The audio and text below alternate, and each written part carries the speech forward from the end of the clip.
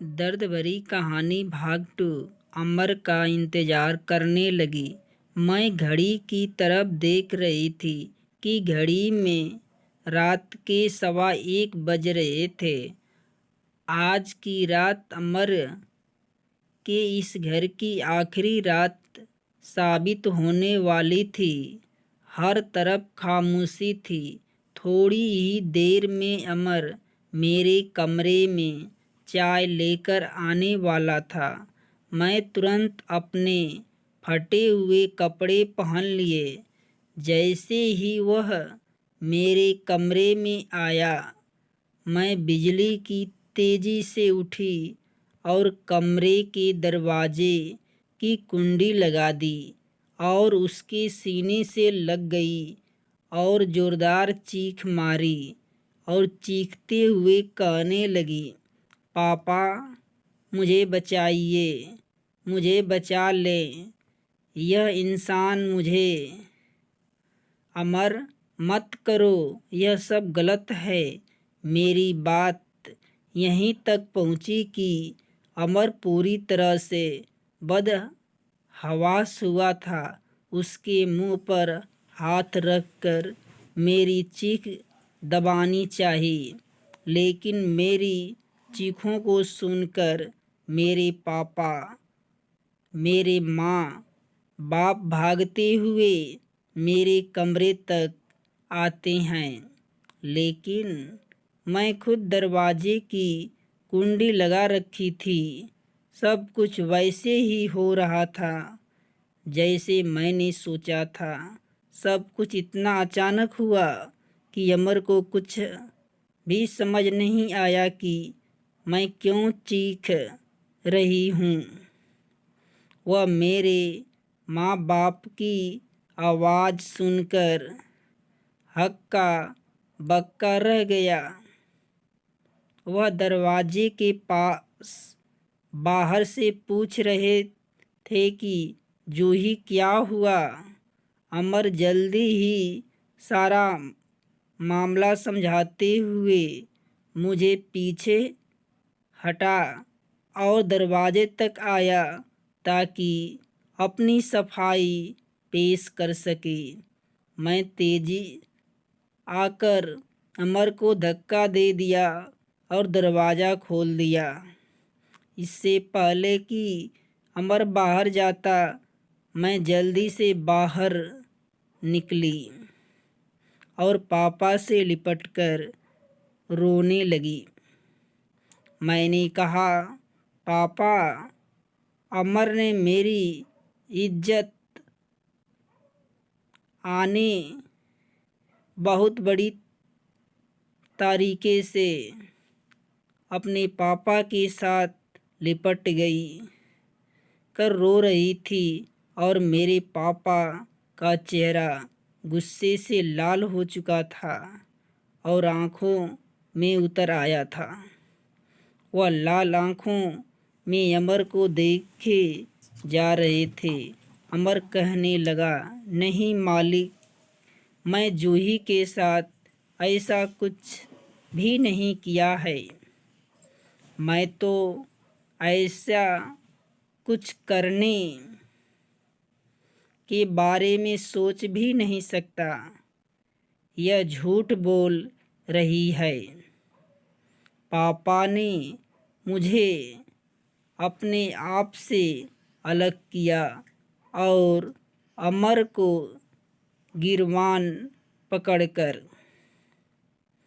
इस तरह घर में होने वाले तमाम मामलों की खबर अमर मेरे बाप को दिया करता था कि कौन आ रहा है, कौन जा रहा है।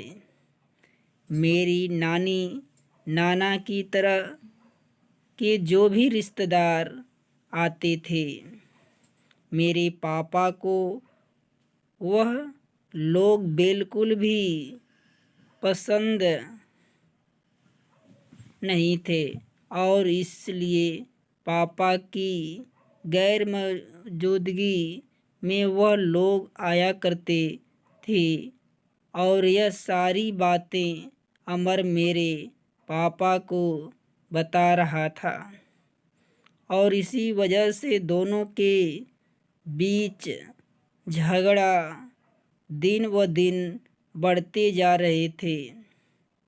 तब मुझे अंदाज़ा हो गया कि मेरे घर में यह आग अमर की लगाई हुई है।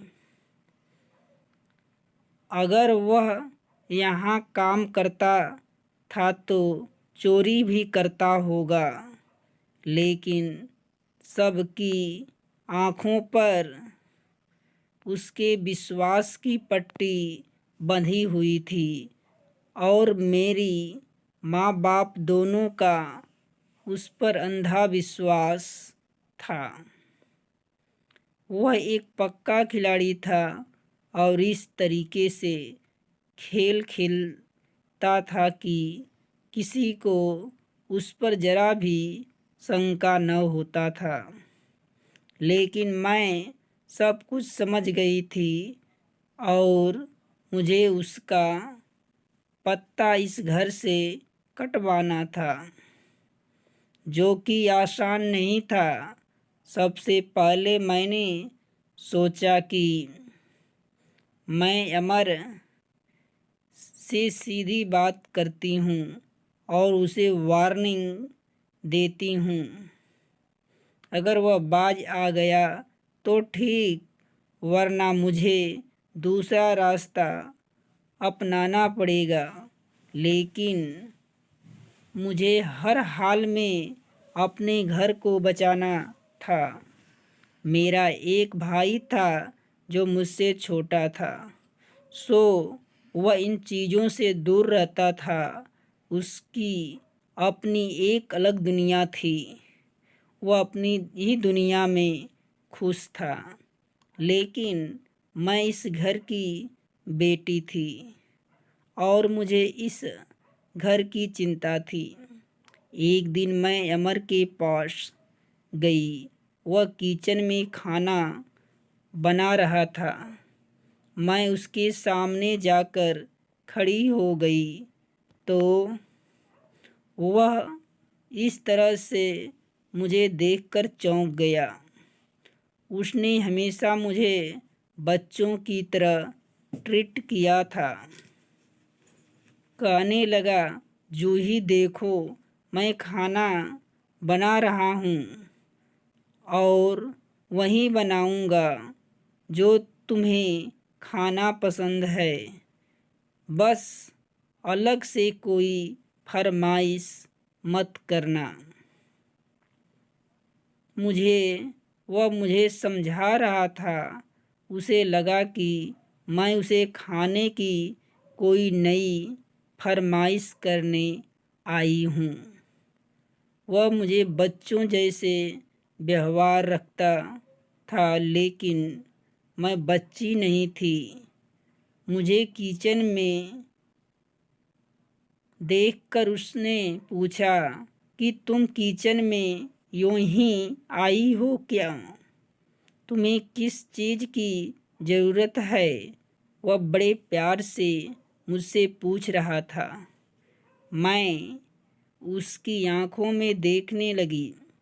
वह मेरे इस तरह देखते पर हड़बड़ा सा गया। फौरन से नज़र बदलकर वह कटिंग बोर्ड पर सब्जी काटने लगा। मेरी मौजूदगी उसे उलझा रही थी और वह बार बार दरवाजे की तरफ भी देख रहा था कि कहीं मेरे पापा या माँ आ जाए, क्योंकि मैं बिल्कुल उसके पास खड़ी थी, इतनी पास कि उसकी सांस लेने की सरसराहट मेरे कानों में साफ सुनाई दे रही थी। घबराहट की वजह से उसकी सांस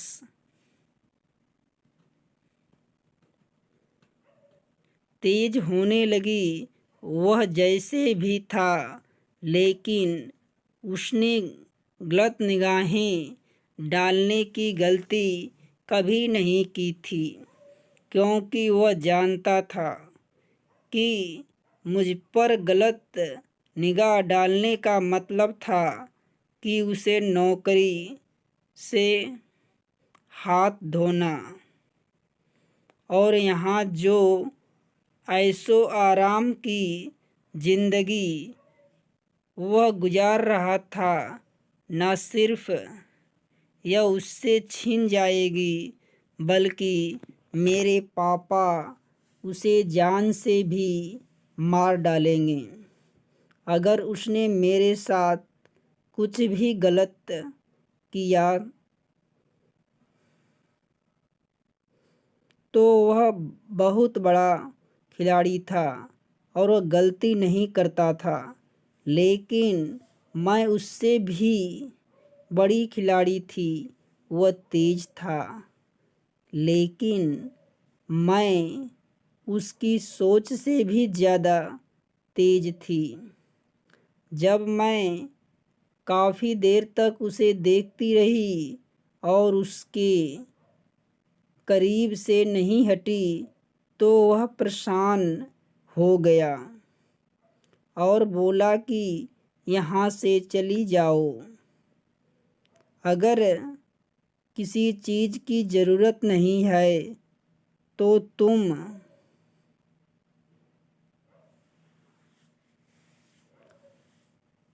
यहाँ क्यों खड़ी हो? मैंने कहा कि मेरे घर में आग मत लगाओ अमर, वरना मैं तुम्हारी जिंदगी में आग लगा दूंगी।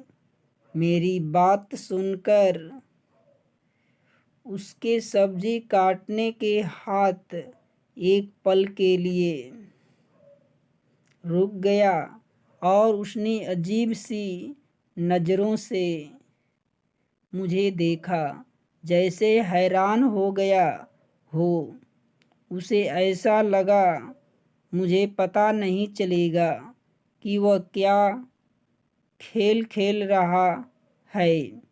पहले वह कुछ सोचने लगा और फिर कहने लगा, क्या बोल रही हो तुम जूही? कौन सी आग लगाई है मैंने तुम्हारे घर में? वह मुझे बच्चों की तरह ट्रीट कर रहा था। वह मुझे शुरू से ही तुम कहकर पुकारता था, सब घर वालों की तरह। मैं कहा कि तुम मेरे नौकर हो, तुम्हें इतना हक नहीं है कि मुझे मेरा नाम से पुकारो। मुझे मैडम या बीबी जी कहकर बुलाया करो। तुम नौकर हो और अपनी औकात में रहो। मुझे लग रहा था कि इस घर में अगर तुम अपनी औकात भूल गए हो तो मुझे तुम्हारी औकात तुम्हें दिखानी पड़ेगी। मेरी बात उसे किसी आरी से तरह काट रही थी। उसने मुझे बस एक नज़र उठाकर देखा और मैंने साफ महसूस किया कि उसकी आंखों में दर्द उस समय हुआ था। उसकी आंखों के कोने भी गीले थे।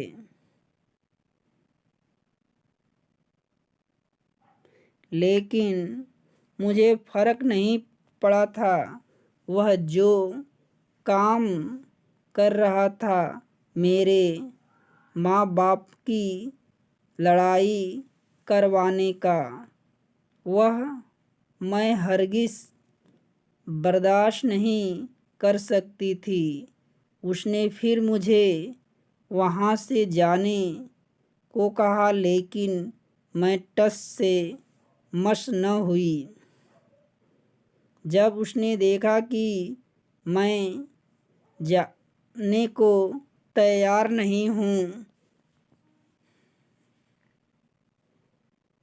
तो वह खुद वहाँ से जाने लगा, तो मैंने उसका रास्ता रोक लिया। उसके सामने आकर खड़ी हो गई। वह वापस अपनी जगह पर आया और गुस्से से सब्जी काटने लगा। अब वह बिल्कुल भी मेरी तरफ नहीं देख रहा था। ऐसा रिएक्ट कर रहा था जैसे उसने मुझे बिल्कुल ही इग्नोर कर दिया हो। वह मुझे पूरी तरह नज़रअंदाज करके अपना काम में लग चुका था, लेकिन मैं इतनी आसानी से उसका पीछा छोड़ने वाली नहीं थी। मैं सीधा उसका गिरबान पकड़ लिया और उसे कहा कि आज के बाद अगर मेरी माँ बाप के बीच कोई झगड़ा करवाया तो मुझसे बुरा कोई नहीं होगा। वह अपनी गिरबान छुड़ाने की कोशिश कर रहा था और मैं छोड़ नहीं रही थी। इतने में उसका हाथ उठ गया। उसने अचानक से मेरे मुंह पर थप्पड़ मार दिया। मेरे हाथ से उसकी गिरबान छूट गया था। मैंने गुस्से और अविश्वास से कहा, तुमने मुझे थप्पड़ मारा? मैंने हैरत से सवाल किया। मैंने कहा, तुम्हारी हिम्मत कैसे हुई मुझ पर हाथ उठाने की? उस पर चीख रही थी कि अचानक मेरी नज़र उसके हाथ पर गई। वह छुरी से अपना हाथ जख्मी कर चुका था। अपना वह हाथ जिससे उसने मुझे थप्पड़ मारा था, उसे जख्मी करके आप वह कटिंग बोर्ड की तरह नज़र झुकाकर देख रहा था। मैं देखकर हैरान हो गई थी। यह कैसा इंसान और उसके दिमाग में आकर चल रहा था? उसके दिमाग में आखिर क्या चल रहा था? उसके हाथ से खून बहने लगा था और वह अभी तक छुरी पर उसकी पकड़ मजबूत थी। कहने लगा कि इस हाथ से तुम्हें मारा था, इसी हाथ को सजा दे दी।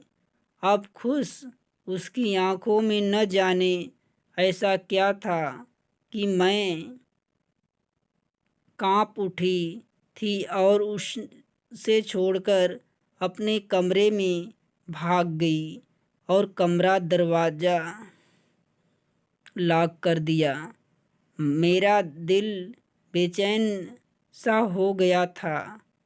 अगली सुबह जब मैं कॉलेज जाने लगी तो देखकर उसके हाथ पर पट्टी बंधी हुई थी। वह रोज़ मुझे गाड़ी में कॉलेज छोड़ने जाता था। मैं उसके हाथ की तरफ देखते हुए कहा कि इंसान ऐसा काम ही न करे, इसके बाद उसे पछताना पड़े। मेरी बात पर उसने कुछ नहीं कहा और कार का दरवाज़ा खोल दिया। काफ़ी दिन तक खामोशी रहा।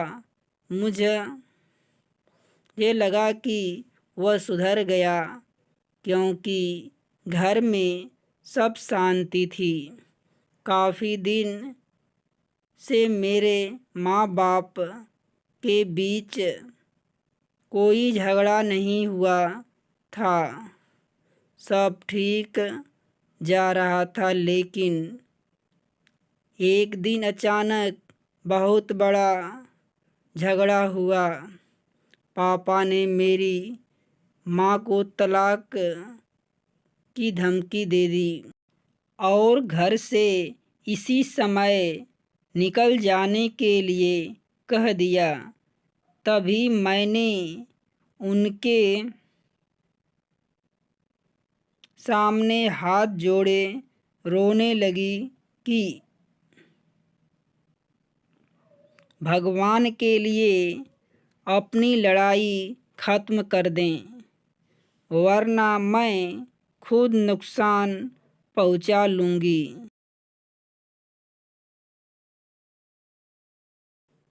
मेरी आंसू देखकर मेरे पापा का दिल नर्म हो गया, क्योंकि मैं उनकी सबसे बड़ी कमजोरी थी। वह मुझे उदास नहीं देख सकते थे।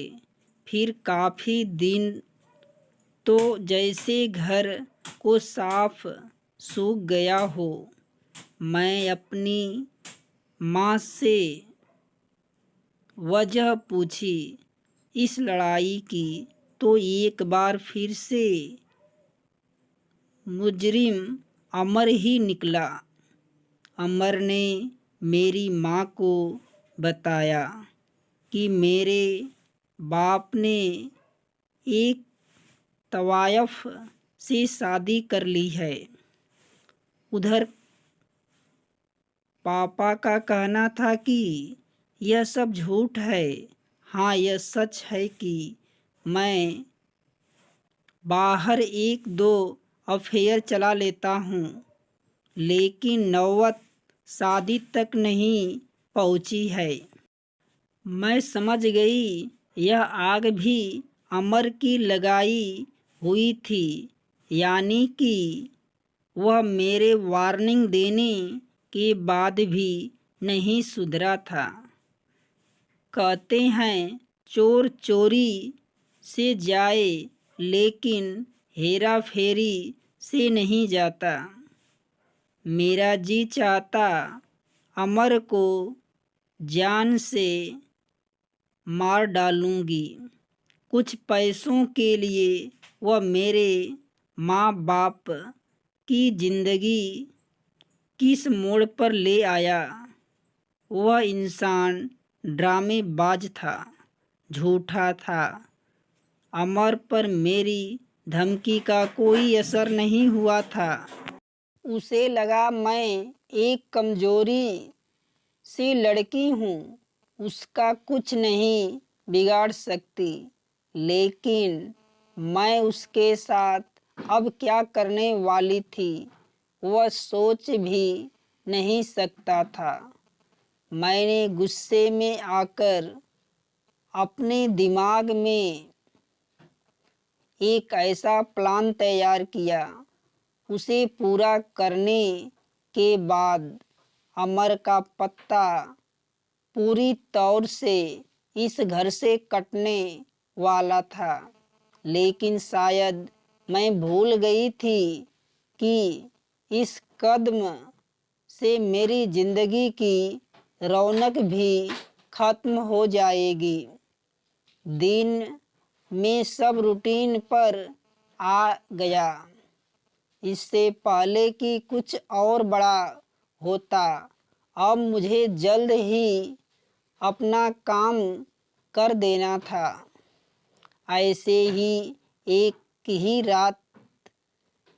रात 1 बज रहे थे। मेरी मम्मी पापा अपनी कमरे में थे और अमर किचन में रात के खाने के बर्तन धो रहा था। मैं उसके पास गई और बोली कि मेरे सर में दर्द हो रहा है, मुझे अच्छी सी चाय बना दो। सर्दियों की रात थी और मैं अक्सर उस समय चाय ले लिया करती थी, इसलिए वह कुछ कहे मेरे लिए चाय बनाने की इरादे से किचन में आ गया। मैं उसी अपने कमरे में आ गई और अमर का इंतज़ार करने लगी। मैं घड़ी की तरफ देख रही थी कि घड़ी में रात का 1:15 बज रहे थे। आज की रात अमर के इस घर की आखिरी रात साबित होने वाली थी। हर तरफ खामोशी थी। थोड़ी ही देर में अमर मेरे कमरे में चाय लेकर आने वाला था। मैं तुरंत अपने फटे हुए कपड़े पहन लिया। जैसे ही वह मेरे कमरे में आया, मैं बिजली की तेजी से उठी और कमरे के दरवाजे की कुंडी लगा दी और उसके सीने से लग गई और ज़ोरदार चीख मारी और चीखते हुए कहने लगी, पापा मुझे बचाइए, मुझे बचा लें। यह इंसान मुझे अमर मत करो, यह सब गलत है। मेरी बात बहुत यहीं तक ही पहुंची कि छुपाकर अमर रखते पूरी थे। तरह से फिर आखिर बदहवास कौन था जो मेरे पापा की हुआ था?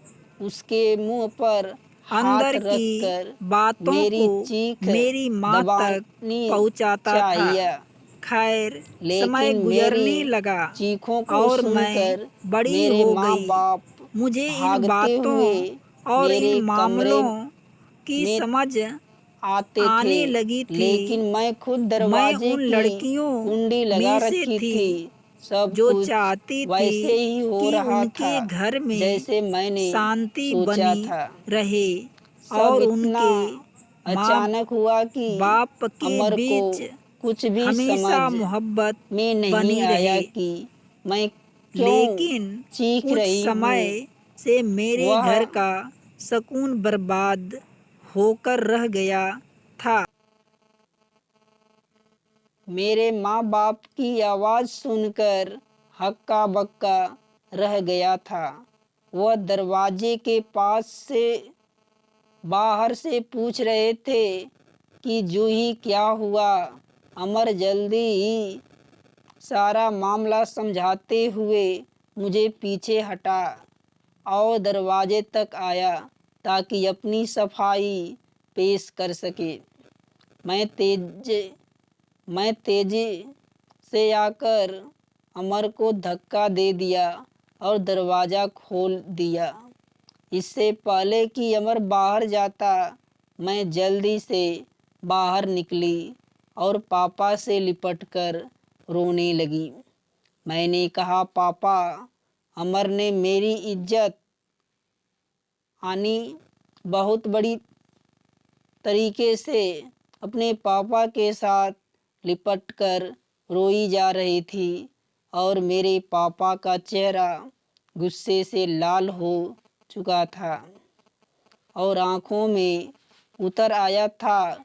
वह लाल आँखों से अमर को देखते जा रहे थे।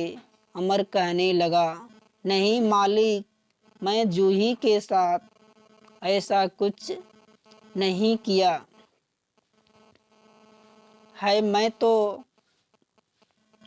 ऐसा कुछ करने के बारे में भी नहीं सोच सकता। यह झूठ बोल रही है। पापा ने मुझे अपने आप से अलग किया और अमर के गिरबान पकड़कर नीचे गिरा दिया और फिर लातों घूंसों से उस पर मारने लगे। पापा अमर से कहते जा रहे थे, तुम्हारी हिम्मत कैसे हुई मेरी बेटी पर हाथ लगाने की। अमर ने कहा कि मेरा कोई दोष नहीं, आपकी बेटी खुद मेरे कमरे में बुलाया था। अमर की बात सुनकर मेरे पापा ने और ज़ोर ज़ोर से मारना शुरू कर दिया और बोलते जा रहे थे कि मेरी बेटी तुझे बुलाएगी, नमक हराम मेरी बेटी पर इल्ज़ाम लगाता है, मेरी बेटी तुझे कमरे में बुलाएगी। पापा एक ही शब्द बोले जा रहे थे। फिर पापा ने पुलिस को फ़ोन किया और मम्मी से कहने लगे कि पुलिस के सामने बयान देना कि यह मेरे घर पर काम करता था, लेकिन आज की रात यह सोना और कुछ पैसे चुराकर फरार हो रहा था तो रंगे हाथ पकड़ा गया। फिर मेरे पापा ने मेरी माँ से कहा कि एक थैली में जितने भी पैसे और सोने हैं वह डाल लेकर आओ ताकि पुलिस को विश्वास हो जाए और जूही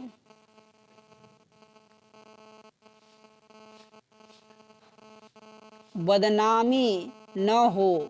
मेरी माँ ने वैसे ही किया। पुलिस वाले का नाम सुनकर अमर घबरा गया। उसने कहा कि साहब, मुझे जितनी सज़ा देनी है दे दो, लेकिन मुझे पुलिस के हवाले मत करो। पापा ने कहा कि तुम्हें पुलिस के हवाले करना ही ठीक रहेगा। जब वह तुम्हें अच्छे से खातिरदारी करेगी तब तुम्हारी अक्ल ठिकाने आ जाएगी। दिल तो करता कि तुम्हें जान से मार डालूं और तुम्हारी लाश कुत्तों के सामने फेंक दूं। यह कहकर पापा एक और लात अमर के मुंह पर थी। वह दूर जाकर गिरा था। पुलिस आ गई और पापा ने अमर को पुलिस के हवाले कर दिया और यह मंजर मेरे लिए बहुत ही खुशी भरा था। पुलिस उसके हाथों में हथकड़ियाँ डाल कर उसे ले जा रहे थे। उसने अजीब सी नज़रों से मुझे देखा। उसकी आंखों से आंसू बह रहे थे। जब तक वह पुलिस की जीप में बैठ नहीं गया, मुझे देखे ही जा रहा था और मैं खुश थी कि मैं अमर को हरा दिया। लेकिन यह मेरी गलतफहमी थी। अभी एक और काली रात थी आने वाली जो अमर को इस घर में गुजारनी थी। अमर के जाने के बाद में सुकून हो गया था। दोस्तों, कहानी का शेष भाग 3 में यदि कहानी अच्छी लगे तो लाइक, शेयर, सब्सक्राइब अवश्य करना।